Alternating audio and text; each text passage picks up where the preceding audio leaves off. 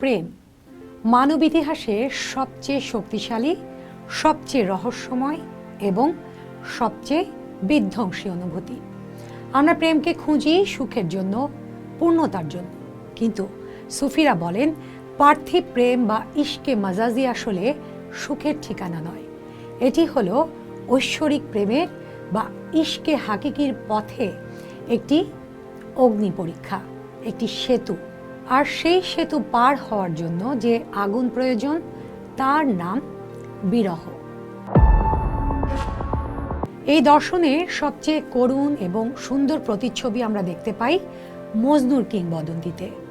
লায়লার জন্য তার প্রেমকে দুনিয়ার মানুষ কেবলই এক পাগলামি হিসেবে দেখেছে, কিন্তু সুফিদের চোখে মজনু ছিলেন একজন মহান প্রেমিক, একজন সাধক। কারণ তার প্রেম কোনো সাধারণ রক্তমাংসের আকর্ষণ ছিল না। লায়লা তার কাছে কেবল একজন নারী ছিলেন না, তিনি ছিলেন ঐশ্বরিক সৌন্দর্যের একটা পার্থিব প্রকাশ, একটা ঝলক। মজনু আসলে লায়লার রূপের আয়নায় আল্লাহর অপরূপ সৌন্দর্যকেই দেখেছিলেন এবং সেই সৌন্দর্যের প্রেমে উন্মাদ হয়েছিলেন। যখন লোকেরা তাকে বলতো লায়লার জন্য এত পাগল কেন, সে তো আর 10 জন সাধারণ মেয়ের মতোই, মজনু উত্তর দিতেন, লায়লাকে দেখতে হলে তোমাদের মজনুর চোখ দিয়ে দেখতে হবে। এই মজনুর চোখই হলো সুফির চোখ, যে চোখ সৃষ্টির মাঝে স্রষ্টার স্বাক্ষর দেখতে পায়, যে বোঝে এই জগতের সমস্ত সৌন্দর্যই সেই পরম সুন্দরেরই ছায়া। কিন্তু এই প্রেম পূর্ণতা পায় কিভাবে? মিলনে না, সুফিরা বলেন ভালোবাসা তার সর্বোচ্চ শিখরে পৌঁছয় বিরহে। কারণ মিলন অহংকারকে তৃপ্ত করে, মালিকানার বোধকে শক্তিশালী করে। প্রেমিক তখন প্রেমাস্পদকে আমার বলে ভাবতে শুরু করে, কিন্তু বিরহ সেই আমার বোধটিকে পুড়িয়ে ছাই করে দেয়।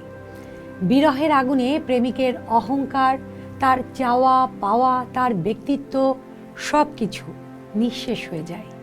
তখন তার সত্তায় কেবল একটি জিনিসই অবশিষ্ট থাকে, প্রেমাস্পদের স্মৃতি, প্রেমাস্পদের সত্তা। প্রেমিক তখন নিজের জন্য বাঁচে না, সে বাঁচে কেবলই তার ভালোবাসার জন্য।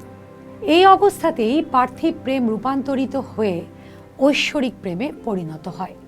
প্রেমিক তখন বুঝতে পারে সে আসলে কোনো ব্যক্তিকে ভালোবাসেনি, সে ভালোবেসেছে সেই শাশ্বত প্রেমকে যা লায়লার রূপ ধরে তার সামনে এসেছিল।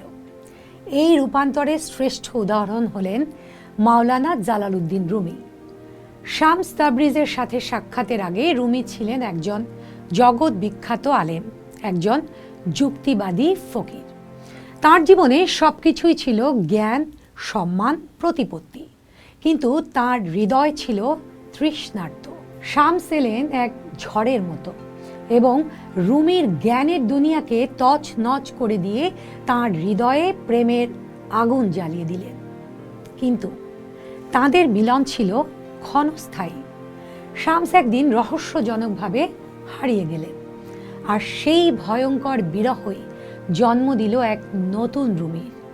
যে রুমি আগে যুক্তি দিয়ে কথা বলতেন, তিনি এরপর কবিতা দিয়ে কাঁদতে শুরু করলেন। শামসের বিরহে তিনি যে মাসনবী এবং দিওয়ানি শামসি তাবরিজি রচনা করলেন তা হয়ে উঠল ঐশ্বরিক প্রেমের সর্বশ্রেষ্ঠ দলিল। রুমি তার বিরহের মাধ্যমেই শামসকে খুঁজে পেয়েছিলেন, কারণ বিরহই তার আমিত্বকে পুড়িয়ে দিয়ে তাকে আল্লাহর প্রেমে বিলীন হওয়ার জন্য প্রস্তুত করেছিল। তার জ্ঞান তাকে যেখানে পৌঁছতে পারেনি, তার বিরহ তাকে সেখানে পৌঁছে দিয়েছিল। এই দর্শন আমাদের আধুনিক জীবনের সবচেয়ে বড় যন্ত্রণা, হার্ট ব্রেক বা বিচ্ছেদ সম্পর্কে আমাদের দৃষ্টিভঙ্গিকেই বদলে দিতে পারে। আমরা বিচ্ছেদকে একটি ব্যর্থতা, একটি শূন্যতা হিসেবে দেখি, কিন্তু সুফিদের চোখে এটি একটি সুযোগ। এটি হলো অহংকারকে পোড়ানোর আগুন, নিজেকে পরিশুদ্ধ করার এক ঐশ্বরিক ব্যবস্থা। যখন আপনার হৃদয় ভাঙে, তখন আপনার আমির দেয়ালগুলো ভেঙে পড়ে। সেই ভাঙা দেয়ালের ফাঁক দিয়েই ঐশ্বরিক আলো প্রবেশ করার সুযোগ পায়। সেই যন্ত্রণা আপনাকে শেখায় যে কোনো কিছুই চিরস্থায়ী নয়, কোনো কিছুর ওপরই আপনার পূর্ণ নিয়ন্ত্রণ নেই। এই অসহায়ত্বের উপলব্ধি আপনাকে আল্লাহর কাছে আত্মসমর্পণের জন্য প্রস্তুত করে। তাই পরের বার যখন প্রেম আপনাকে আঘাত করবে, যখন বিরহের আগুনে আপনি পুড়তে থাকবেন, তখন একে কেবলই একটি পার্থিব কষ্ট হিসেবে দেখবেন না। ভেবে দেখুন, হয়তো খোদা নিজেই আপনাকে ডাকছেন, হয়তো তিনি আপনার হৃদয়কে খালি করে দিচ্ছেন, যাতে তিনি নিজেই সেখানে এসে বাস করতে পারেন।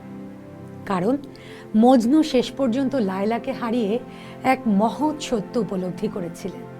তিনি যা কিছুকে লায়লা বলে ভালোবেসেছিলেন তা আসলে ছিল তাঁরই রবের প্রতিচ্ছবি। বিরহই ছিল সেই পথ যা তাকে লায়লার গলি থেকে বের করে সরাসরি খোদার দরবারে পৌঁছে দিয়েছিল। পোস্ট দেখুন, ভাবুন, করুন, থাকুন পোস্টের সঙ্গে।